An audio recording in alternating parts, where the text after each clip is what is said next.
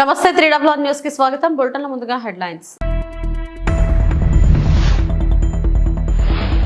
జగన్ 5 ఏళ్ల పాలనే ఏపీకి అతిపెద్ద విపత్తు. నాదెండ్ల మనోహర్ ఆధారాలతో సహా చర్చకు సిద్ధం. మంగళగిరి పట్టణంలో పలు వినాయక మండపాలను దర్శించుకున్న మంత్రి నారా లోకేష్.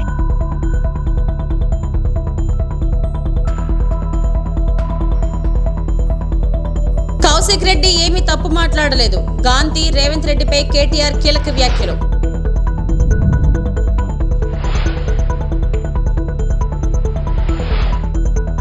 విజయవాడ కలెక్టరేట్లో సీఎం నారా చంద్రబాబు నాయుడు వరద బాధితులకు వివిధ ఏజెన్సీలు అందించే సర్వీసులపై సమీక్ష చేశారు. సమావేశంలో మంత్రులు, అధికారులు, ఆయా ఏజెన్సీల ప్రతినిధులు పాల్గొన్నారు. బాధిత ప్రాంత ప్రజలకు తాము అందించే సేవలను బ్యాంకర్లు, బీమా ఏజెన్సీలు, ఎలక్ట్రానిక్ సంస్థల యాజమాన్యాలు, వారి సర్వీస్ సెంటర్ల ప్రతినిధులు వివరించారు.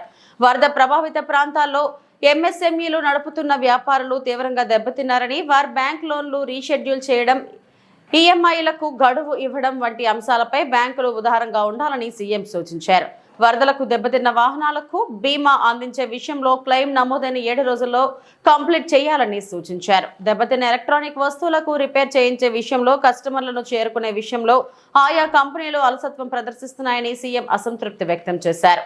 ఇళ్లలో దెబ్బతిన్న టీవీలు, ఫ్రిడ్జ్లు, ఇతర ఎలక్ట్రానిక్ వస్తువులు బాగు చేసే విషయంలో వేగంగా పనిచేయాలని సీఎం సూచించారు.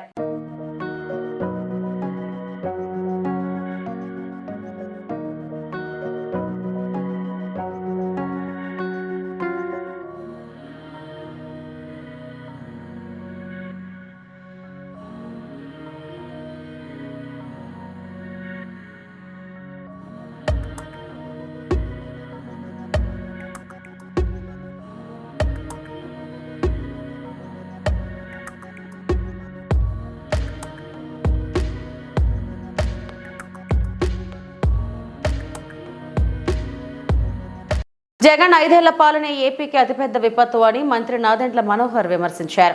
మంగళగిరిలో నిర్వహించిన మీడియా సమావేశంలో ఆయన మాట్లాడారు.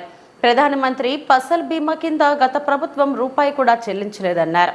2020 ఖరీఫ్ నుంచి రైతులకు పంట బీమా కూడా ఇవ్వలేదని చెప్పారు. వరద బాధితులకు కూటమి ప్రభుత్వం అండగా ఉంటుందని తెలిపారు. అర్థం లేని విమర్శలతో వైకాపా కాలక్షేపం చేస్తుందని మండిపడ్డారు. కష్టాల్లో ఉన్న వరద బాధితులను ఆదుకోవాలన్న ఆలోచనే జగన్ కు లేదన్నారు.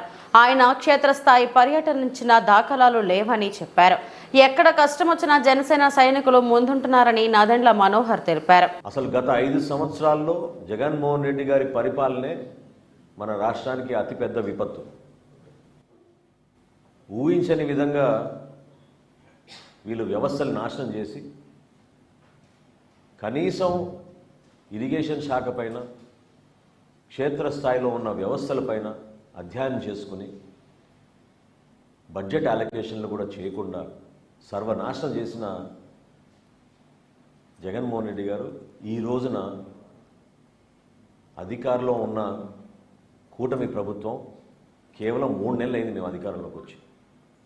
3 నెలలకే మీకు ఇంత ఏడుపులు ఉంటే ఎట్లా? ఇంకా 57 నెలల్లో అసలు మీ ఏడుపు ఏ స్థాయికి వెళ్తుందో మాకు ఆశ్చర్యం కలిగిస్తుంది. అసలు మీలో స్పందించే మనస్తత్వం ఏదని నేను అడుగుతున్నాను. ఏ విధంగా పవన్ కళ్యాణ్ గారు నిలబడి రాష్ట్రంలో ఒక ఆదర్శవంతంగా 400 పంచాయతీలకి ₹1,00,000 విరాళం ఇచ్చి, తెలుగు రాష్ట్రాలకి ₹1 కోటి చొప్పున విరాళం అందించి, క్షేత్రస్థాయిలో ఆదుకోవాలని చెప్పి పార్టీ నాయకులందరూ కూడా పిలిపించి, దూర ప్రాంతాల నుంచి కూడా జనసేన పార్టీ నాయకులందరూ కూడా తరలి వచ్చి ఎక్కడైతే ముంపు ప్రాంతాల్లో ఇబ్బంది పడుతున్నారో వాళ్ళకి సహాయ కార్యక్రమాలు అద్భుతంగా చేస్తున్న తరుణంలో జగన్మోహన్ రెడ్డి గారు కానీ, వైఎస్ఆర్సీపీ పార్టీ కానీ చేసింది ఏంటని నేను ప్రశ్నిస్తున్నాను. పిఠాపురం వెళ్ళారు, కొన్ని ప్రాంతాల్లో పర్యటించి క్షేత్రస్థాయిలో మీకు పూర్తి అవగాహన వచ్చినట్టు ఒక 40-50 కాగితాలు పట్టుకొని ప్రెస్ ముందు మీరు మాట్లాడిన మాటలు ఏ విధంగా ప్రజలకు ఉపయోగపడతాయని నేను ప్రశ్నిస్తున్నాను. ఒక్కసారి మీరు గతంలో పవన్ కళ్యాణ్ గారి నాయకత్వంలో జనసేన పార్టీ 5 సంవత్సరాల్లో ఎప్పుడైనా ఇటువంటి సందర్భాల్లో ఏ విధంగా మేము స్పందించేవాళ్ళం?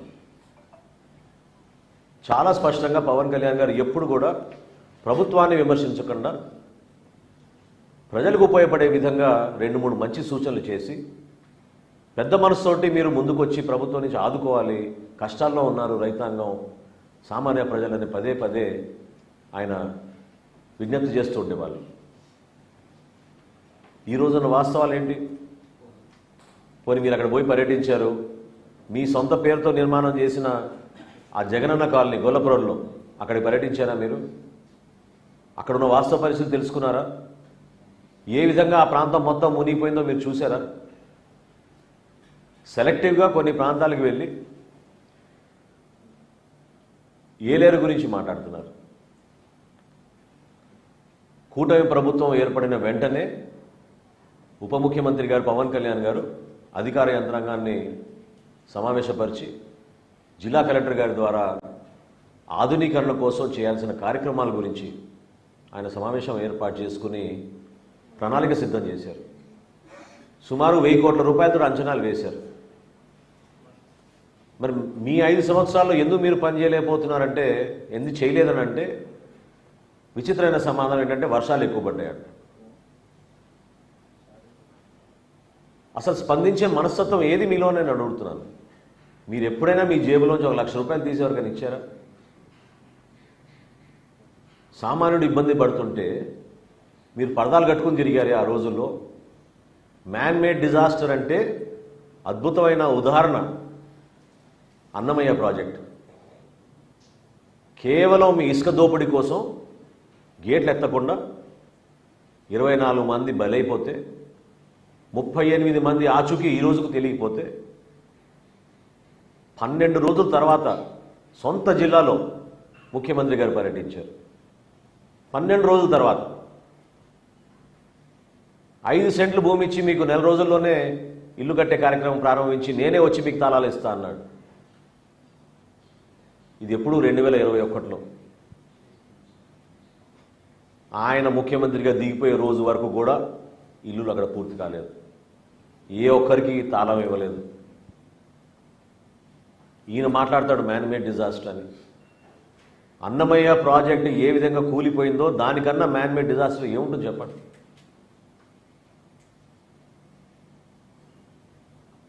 మంగళగిరిలో గణేష్ మండపాలను సందర్శించిన ఐటీ విద్యాశాఖల మంత్రివర్యులు మంగళగిరి శాసనసభ్యులు నారా లోకేష్ మంగళగిరి సీతారామ కోవెల వద్ద ఛత్రపతి శివాజీ యూత్ ఆధ్వర్యంలోని గణేష్ మండపంలో నారా లోకేష్ గణనాథుని మండపాన్ని సందర్శించి మండపంలో జరిగిన ప్రత్యేక పూజా కార్యక్రమంలో పాల్గొన్న నారా లోకేష్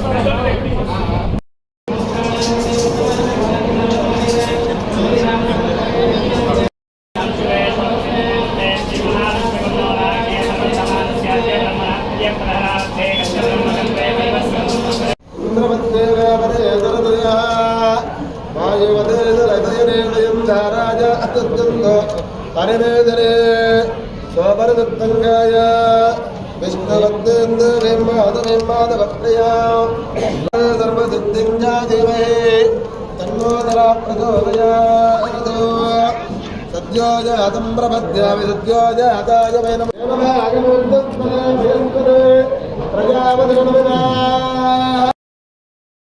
ఎమ్మెల్యేలు కౌశిక్ రెడ్డి ఆర్కెపూడి గాంధీ వివాదంపై బీఆర్ఎస్ వర్కింగ్ ప్రెసిడెంట్ కేటీఆర్ కీలక వ్యాఖ్యలు చేశారు. అసమర్థుడి జీవనయానంలా రేవంత్ పాలన కొనసాగుతుందని అన్నారు. అతి తక్కువ సమయంలో ప్రజలను మోసం చేసిన ఘనత రేవంత్ రెడ్డికే దక్కుతుందని ఆయన అటెన్షన్ డైవర్షన్ పాలిటిక్స్ చేస్తున్నారని విమర్శించారు. బీఆర్ఎస్ ఎమ్మెల్యేల ఇంటి చుట్టూ తిరిగి ఆయనే కండువాలు కప్పుతున్నారు. 10 మంది ఎమ్మెల్యేలు వచ్చారు, ఇంకా వస్తారని కాంగ్రెస్ నేతలు చెబుతున్నారు. కోర్టు ఆదేశాలతో కాంగ్రెస్ కొత్త డ్రామాలకు తెరలేపారని కేటీఆర్ అన్నారు. హైకోర్టు 4 వారాలు గడువు ఇచ్చింది. కోర్టు తీర్పుతో పార్టీ మారిన ఎమ్మెల్యేలు పదవి పోతుందని కేటీఆర్ పేర్కొన్నారు. కౌశిక్ రెడ్డి ఏమీ తప్పు మాట్లాడలేదని కేటీఆర్ అన్నారు. పీసీసీ చీఫ్ గా ఉన్న సమయంలో రేవంత్ ఏమన్నారో తెలియదా? పార్టీ మారిన ఎమ్మెల్యేలను రాళ్లతో కొట్టి చంపమన్నారు. పదవి పోతుందని ఫిరాయింపు ఎమ్మెల్యేలు కొత్త రాగం ఎన్నుకున్నారు. ఎమ్మెల్యే ఇంటిపై దాడి 10 ఏళ్లలో ఎప్పుడూ లేదు. చేతకాని సీఎం ఉండటం వల్లనే ఈ దౌర్భాగ్యం. హైదరాబాద్ లో శాంతి భద్రతలను కంట్రోల్ చేయలేకపోయారని రేవంత్ పాలనపై కేటీఆర్ తీవ్ర స్థాయిలో ఆగ్రహం వ్యక్తం చేశారు. మొన్ననేమో నేను మారిన పార్టీ కాంగ్రెస్ పార్టీ విధానాలు నచ్చి మారిన అని చెప్పిన ఎమ్మెల్యే నిన్న మొన్నటి నుంచి నేను బీఆర్ఎస్ పార్టీలోనే ఉన్నా, నేను ఎక్కడికి పోలే, 10 మంది ఇక మాకు తప్పది పదవి గండం పోయితుంది మా పదవి అని చెప్పి కొత్త రాగం ఎత్తుకున్నారు. దాన్ని మా సోదరుడు ప్రశ్నిస్తే ఆయన ఇంటి మీదకి పోలీస్ ఎస్కార్ట్ పెట్టి డీసీపీలు, అడిషనల్ డీసీపీలు, ఏసీపీలు, సిఐలు ఒక గేటెడ్ కమ్యూనిటీ లోపలికి ఒక 50-100 మంది గూండాగాలు చొచ్చుకొని వచ్చి ఇవాళ ఒక ఎమ్మెల్యే ఇంటి మీద దాడి చేసే పరిస్థితి ఇప్పుడే మేము చూసినాం. ఎమ్మెల్యే గారి ఇంటి మీద దాడి చేయడమే కాదు, వారి ఇంట్లో ఉండే పెద్దలు, వారి తల్లిదండ్రులు వచ్చినప్పుడు కానీ లేదా వారి మామగారు వచ్చినప్పుడు కానీ ఉండే రూమ్, ఆ రూమ్ మీద మొత్తం అద్దాలు బలగొట్టింది. అందులో ఉన్న పెద్దలకు ఏమైనా అయ్యింటే, ఏమైనా జరిగింటే, జరగకూడదు ఏమైనా జరిగింటే ఎవడు బాధ్యుడు? రేవంత్ రెడ్డా? లేకపోతే ఇక్కడ దాడి చేయడానికి వచ్చిన ఆరికపుడి గాంధీ? ఈ రకమైన గూండాగిరి, ఈ రకమైన దౌర్భాగ్యం హైదరాబాద్ 10 ఏళ్లలో ఎన్నడూ లేదు. ఒక ఎమ్మెల్యే ఇంటి మీదనే దాడి, అది ఎమ్మెల్యే ఇంటి మీదకి దాడికి వస్తుంటే ఫ్యాక్షన్ సినిమాల్లో చూపెట్టినట్టు కార్లకెళ్లి బయటికి ఏలాడుకుంటా 20 బండ్లు పెట్టుకుని లైవ్ పెట్టుకుంటా ఆడికెళ్లి ఇటు దాకా పోలీస్ ఎస్కార్ట్లో వచ్చిరంటే చేతగాని ఒక హోంమంత్రి, చేతగాని ముఖ్యమంత్రి ఈరోజు రాష్ట్రానికి ఉండడం వల్లనే ఈ దౌర్భాగ్యం దాపురించింది. బోట్ల యజమానులను పోలీసులు విచారిస్తున్నారు. ప్రకాశం బ్యారేజ్ దగ్గర బోట్ల తొలగించే పనులను మంత్రి నిమ్మల రామానాయుడు పరిశీలించారు. కాకినాడ నుండి వచ్చిన అబ్బులతో మాట్లాడి వివరాలు తెలుసుకున్నారు. ఇప్పటికే బోట్లు కటింగ్ పనులు 80% పూర్తయ్యాయి. మునిగిన బోట్లను లాగేందుకు ఒకదానికి మరొకటి లింక్ వేసి లాగేందుకు మరో 4 బోట్లను ఉపయోగిస్తున్నారు. ఇప్పటికే బోట్ల యజమానులను పోలీసులు అదుపులోకి తీసుకుని విచారిస్తున్నారని మంత్రి రామానాయుడు తెలిపారు. ఈ కేసులో దోషులు ఎవరెవరున్నారో త్వరలోనే అన్ని నిజాలు బయటకొస్తాయన్నారు.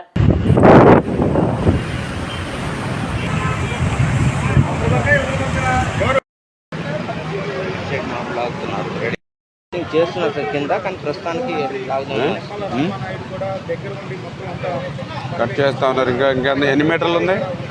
ఏ రాలేదు అతను దీంతోనే లాగేస్తామని చెప్పి చెప్తున్నారు.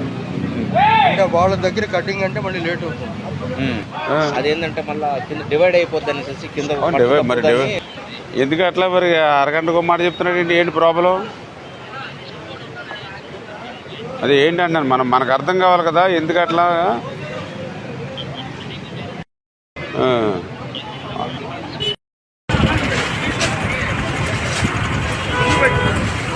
మెయిన్ ఏంటంటే పైన మా వర్క్ ఎప్పుడు కూడా పైన ఏమన్నది అండర్ వాటర్ డ్రైవర్స్ కిందకి వెళ్ళి మమ్మల్ని వాళ్ళు చేసుకొస్తారు. ఆ డ్రైవర్స్ ఎవరు మనం ఉన్నారు కదండి, మన సూర్యప్రకాష్ గారు సీ లైన్స్ వాళ్ళు అప్పుడు చేస్తుంది.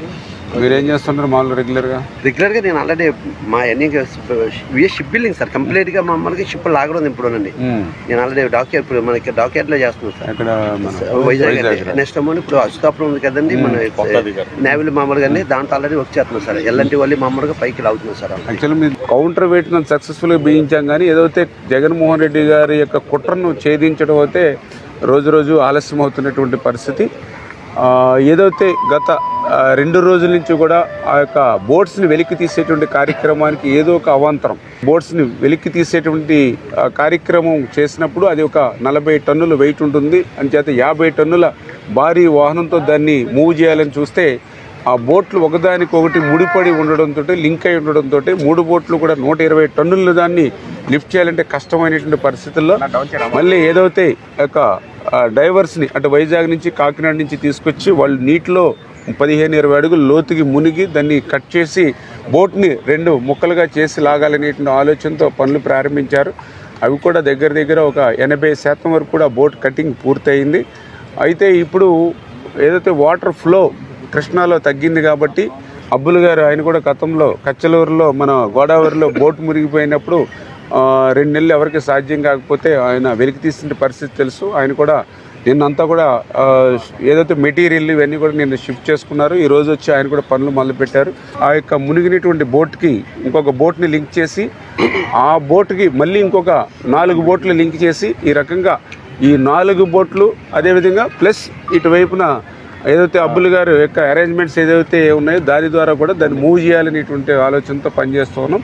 ఇంకొక గంటలో ఈ యొక్క ప్రక్రియ ప్రారంభమవుతుంది. ఇది కనుక సక్సెస్ అవుతే మిగిలిన 2 బోట్లను కూడా త్వరితగతంగానే మనం వెలికి తీసేటువంటి అవకాశం ఉంటుంది.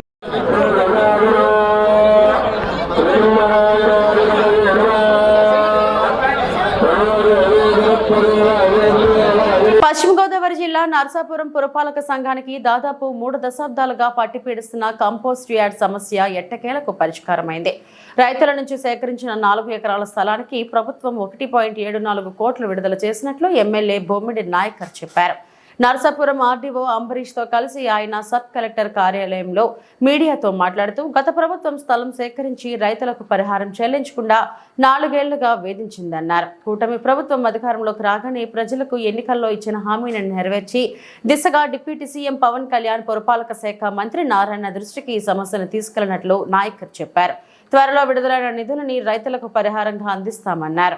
గతం నుంచి కూడా నర్సాపురం పట్టణంలో ఏదైతే నర్సాపురం నియోజక ప్రజలందరూ కూడా పట్టణ ప్రజలు ప్రత్యేకంగా మరి గోదావరి నది తీర ప్రాంతాన డంపింగ్ యార్డ్ వేసి ఎంతో కాలం నుంచి అక్కడ వ్యర్థాలను అక్కడ వేయడం, చెత్తనంతా అక్కడ వేసి గోదావరిని కూడా ఒక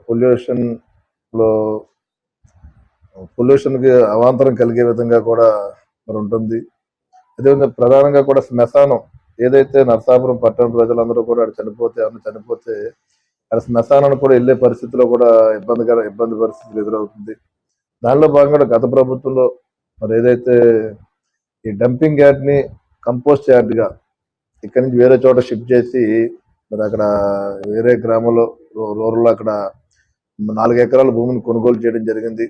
మరి ఆ రోజున ఏంటంటే కొంత ఫండ్ లేకపోవడం వల్ల ఏదన్నా కానీ అక్కడ గవర్నమెంట్ నుంచి ఫండ్ లేకపోవడం వల్ల ఆ రోజు అక్కడ అది పర్చేజింగ్ జరగలేదు. ఆ రోజున కమిషనర్స్ అనిల్ సంగారి గారు కానీ వాళ్ళందరూ ప్రోత్బల్యంతో మరి ఈ రోజున మరి ఏదైతే కొంత 15th ఫైనాన్స్ నుంచి కొంత పేమెంట్ ఉంది అంటే అలా కాకుండా గతం నుంచి కూడా మున్సిపాలిటీలో మరి ఆ రోజున 1,71,00,000 ఉండడం కూడా మనకు తెలిసిందే.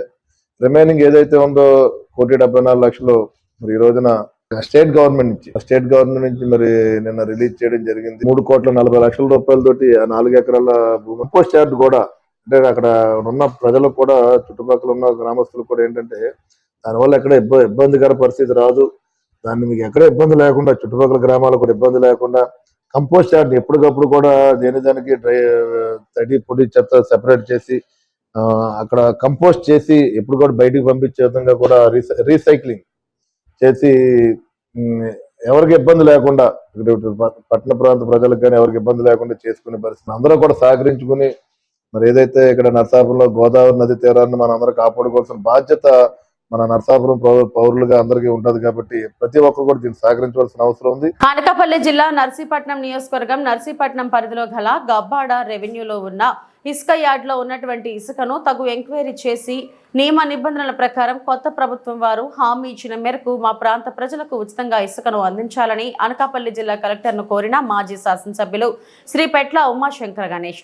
ఈ సందర్భంగా ఆయన మాట్లాడుతూ డంపింగ్ చేస్తున్న ఇసుకను ఉచితంగా ఇవ్వాలని మాజీ ఎమ్మెల్యే కోరారు. ఎన్నికల్లో ఏదైతే ఉచిత ఇసుక విధానం హామీ ఇచ్చారో ఆ హామీని ఇప్పుడు నెరవేర్చాలని కలెక్టర్కి వినతి పత్రం అందజేశారు. అంతేకాకుండా ఇసుక లేకపోవడం వల్ల భవన కార్మికులు ఎంతో ఇబ్బంది పడుతున్నారని అన్నారు. అందరికీ నమస్కారం అండి. గత ప్రభుత్వంలో భవన నిర్మాణానికి సంబంధించి ఇసుక ప్రతి ఒక్కరికి కూడా అందుబాటులో ఉండే విధంగా మరి ఇసుక యార్డులను పెట్టడం జరిగింది. అందులో భాగంగానే నర్సీపట్నంలో మరి గబ్బాడ ప్రాంతంలో కూడా ఒక ఇసుక స్టాక్ పాయింట్ పెట్టడం జరిగింది. అయితే కొత్త ప్రభుత్వం వచ్చిన తర్వాత కొన్ని వేల టన్నులు ఇసుక అక్కడే ఉండడం జరిగింది. మేము తర్వాత అధికారిని కూడా కోరాం.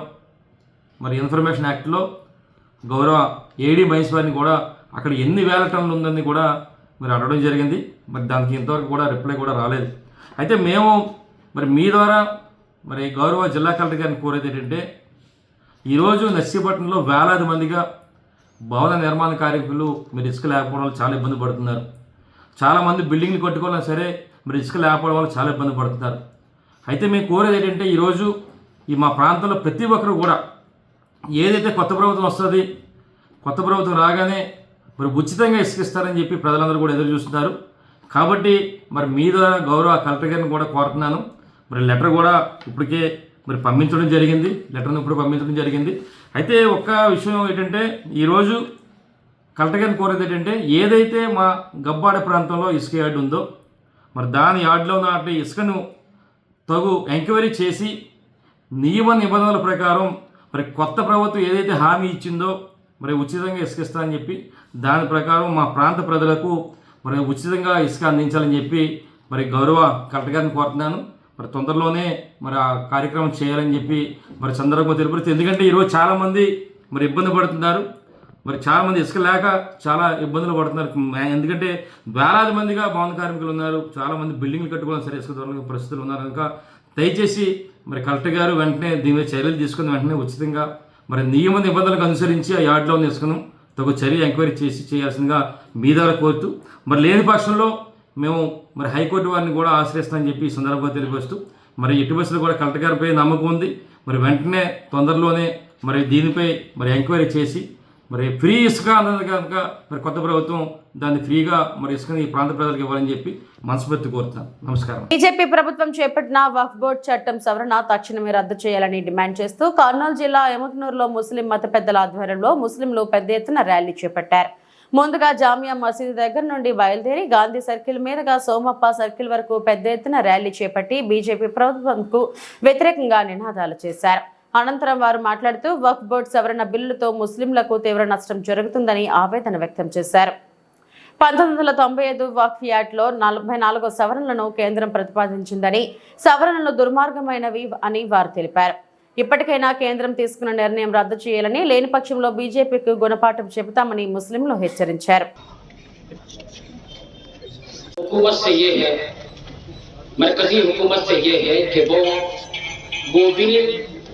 जो वक्फ बोर्ड का 2024 अमेंडमेंट बिल वक्फ बोर्ड का जो लाया गया है तरमीमी बिल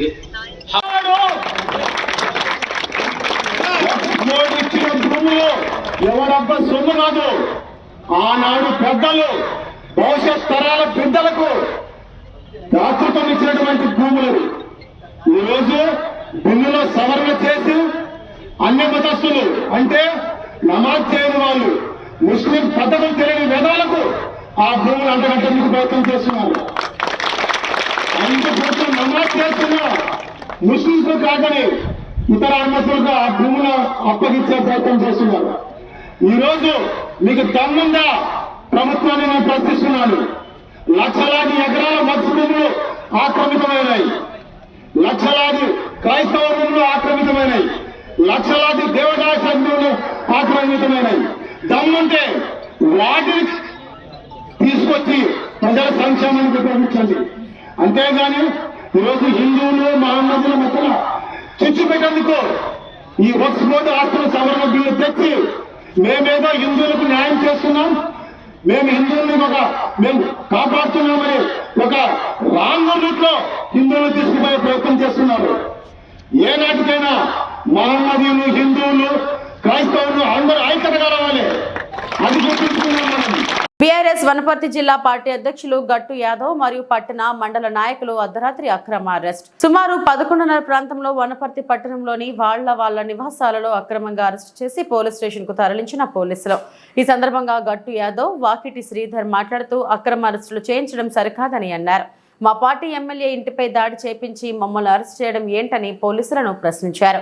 దీనికి సమాధానంగా పోలీసులు మాకు పైనుండి ఆర్డర్స్ వచ్చాయని వాళ్ళు బదులు ఇవ్వగా కాంగ్రెస్ ప్రభుత్వంపై వారు మండిపడ్డారు. ప్రజాపాలన పేరుతో ప్రజలను భయభ్రాంతులకు గురి చేస్తున్నారని వారు అన్నారు. పార్టీ ఫిరాయించిన ఎమ్మెల్యే ఆర్కే పుడి గాంధీ గారికి పీఎస్సీ చైర్మన్ పదవి ఇవ్వడం పట్ల ప్రశ్నించిన ఎమ్మెల్యే పాడి కౌశక్ రెడ్డి ఇంటిపై స్వయంగా వారే దాడి చేయడం సరైనది కాదని వారు మండిపడ్డారు. గెలిచిన ఎమ్మెల్యేలు ప్రజలకు జవాబుదారీతనంగా ఉండాలి, కానీ ఇలా రౌడీయిజం చేయడం ఏమిటని వారు అన్నారు. వనపర్తి పట్టణంలోని బీఆర్ఎస్ నాయకులను పోలీసులు అక్రమంగా బైండ్ ఓవర్ కేసు పెట్టి ఇక్కడికి తీసుకురావడం జరిగింది.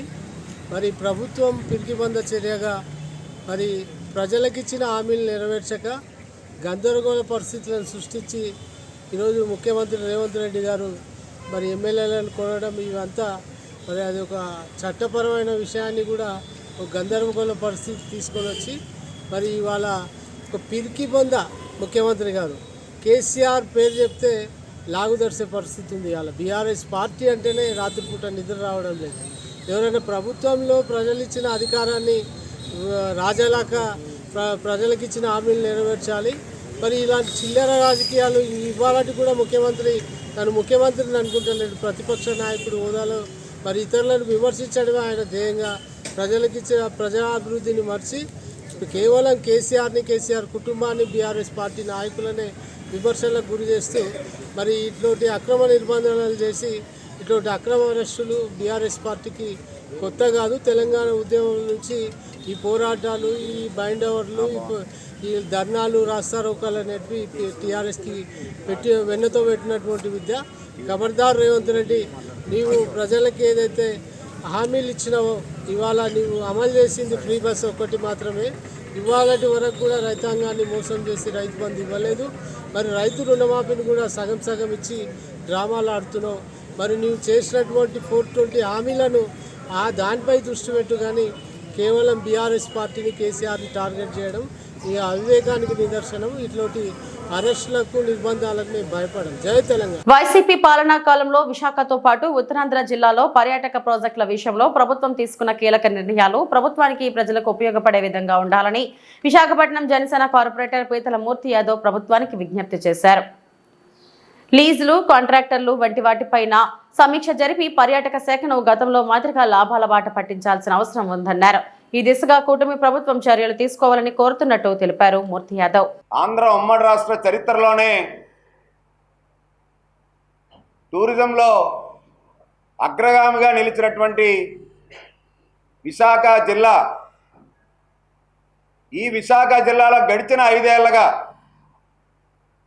ఏదైతే వైసీపీ ప్రభుత్వం జగన్మోహన్ రెడ్డి ముఖ్యమంత్రిగా 5 ఏళ్ళు పదవీ కాలం చేపట్టినటువంటి నాటి నుంచి సాక్షాత్తు భీమిలి మాజీ శాసనసభ్యులు అవంతి శ్రీనివాసరావు గారే టూరిజం మినిస్టర్గా వ్యవహరించినటువంటి వ్యక్తి. అలాగే మాజీ మంత్రి రోజా గారు టూరిజం శాఖ మంత్రిగా వ్యవహరించినటువంటి వ్యక్తి. అలాంటి ఏపీ టూరిజం యొక్క ప్రాజెక్టులు ఏవైతే భవన నిర్మాణ పనులు కాంట్రాక్టులు ఏవైతే ఉన్నాయో అవన్నీ కూడా వైసీపీ నేతల కబందాస్తాల్లోని, వైసీపీ నేతల కబ్జాల్లోని వందల వేల కోట్ల రూపాయలు చేసేటువంటి ఏపీ టూరిజం సంస్థ సంపద అంతా కూడా దోచుకున్నారు. వాటి విషయమై పూర్తి స్థాయిలో ఆధారాలతో కొన్ని అంశాలు కూటమి ప్రభుత్వం దృష్టిలో ఇప్పటికే రాష్ట్ర మంత్రివర్గ పెద్దలు, పర్యాటక శాఖ మంత్రులు కందుల దుర్గేష్ గారికి కూడా 10 రోజుల క్రితం నేను స్వయంగా వెళ్ళి. ఈ వార్తలు ఇంతటితో సమాప్తం. మరిన్ని వార్తా విశేషాల కోసం చూస్తూనే ఉండండి. నమస్తే.